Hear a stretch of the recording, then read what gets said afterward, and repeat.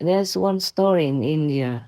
One man learned from a master that he should not give things to the poor people or to the bad people because he will become poor or he will go to hell himself for those sins that the people he helps committed. Oh, that person jump up and down. Oh, it's so good, so good, so good. Oh, everybody can be happy and free and have what they need. I alone can go to hell. It's a very good deal, good business. So it depends on who heard it and who wants to do what for whom in this world.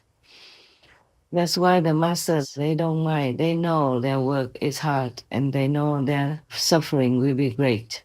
Constant, relentless, every day in different situations or even sometimes in hell or sometimes in a lower level, like astral level, and being punished here on earth.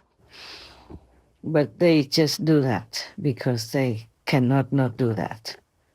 Like there is a story of a master and a disciple who was on a boat to go cross the river. But the master saw a scorpion person struggling in the water, so he stretched out his hand to take the scorpion person up, and he tried to put him in the boat so that the scorpion person would not drown. And then the scorpion person beat him, and then jumped back into the river somehow, crawl back into the river, and struggled again. And the master extended the other hand to fetch him up, and then the same thing happened again. He was bitten, and the scorpion person tried to crawl out to escape, but then when he crawled out of the boat, he fell into the river again. So the master extended his hand, going to pick up the scorpion person again, and the disciple stopped him, held his hand and said, "Is the scorpion person going to bite you again?" The master said, "Yes, he will." So the disciple asked him, why would he bite you again? And the master said, that is his nature to do that. So the disciple asked the master, then why would you continue to try to help him? You will get hurt. He will bite you again. So the master said, because it's my nature to do that. So if the scorpion person cannot stop, cannot control his own nature, I also myself cannot control my own nature. I cannot be worse than the scorpion person. The scorpion person does what he has to do. I do what I have to do. This is very funny, but it's very sad. That's why many masters suffer since time immemorial. They never have had a good life. Lord Jesus died brutally on the cross, and his apostles, the 12 closest apostles, died also brutally. My God, I don't know how humans can do such things. Maybe they were not humans, they were possessed by demons, or they themselves are demons reincarnated. It's very possible. Just like a saint can be reincarnated on earth, demons can also be incarnated on earth. In the lower region of the universe, it is like that.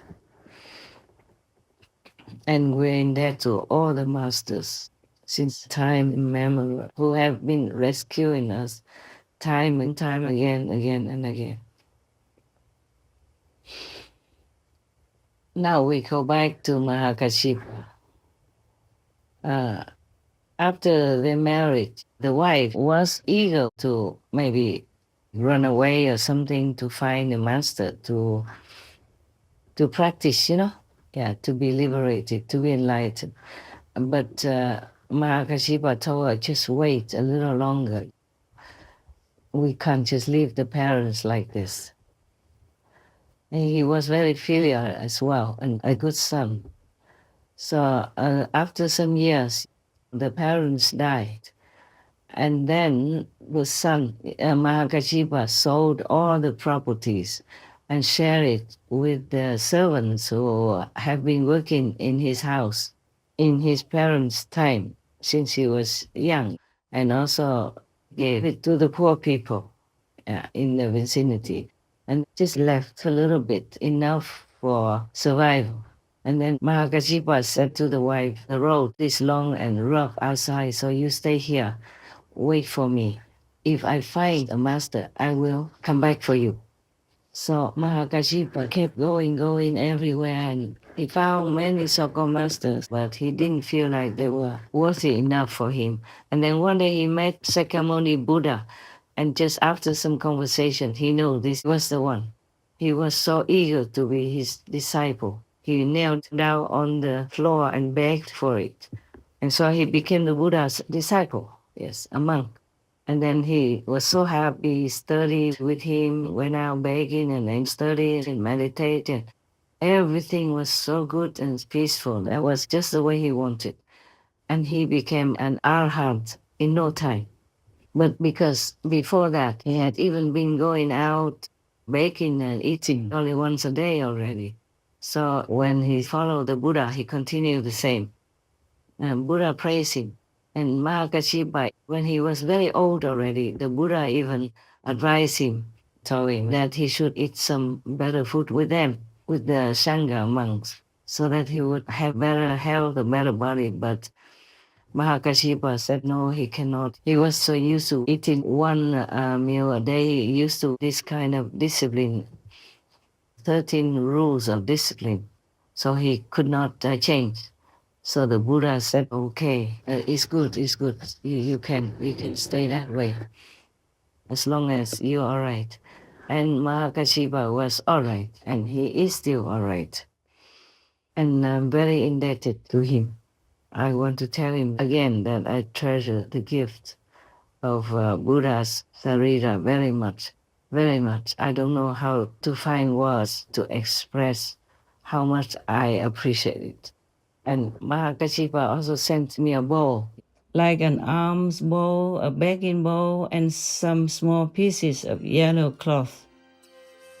Mahakassapa is still sitting in Samadhi in Chickenfoot Mountain, waiting for Maitreya Buddha to appear in the world. At that time, he will give Maitreya the bowl which the 4 heavenly kings gave Shakyamuni Buddha and which Shakyamuni Buddha gave him, and his work in this world will be finished. A commentary by the venerated Master Xuan Hua, vegetarian, of the Assembly of Arahat Sutra, the Amitabha Sutra. I want to thank you with Mahakassapa for being so kind to me. We were friends in earlier lives, and we were good with each other, compatible. Thank you for the relics of the Buddha. Thank you for the bowl, like the arms bowl, the begging bowl for the monk. And thank you for the pieces of beautiful yellow cloth as well. But I guess I can't use any of these things that you have brought. The relics are too precious to just use them for anything else. And the bowl, I think I keep it for a souvenir. I'm worried if I use it to eat, then it might go kaput by chance somehow. So I want to keep that for a souvenir and for revering. And nowadays, you can't wear chasa, monk's robes, and then go around begging with a bowl. No. It's very difficult to live like that nowadays.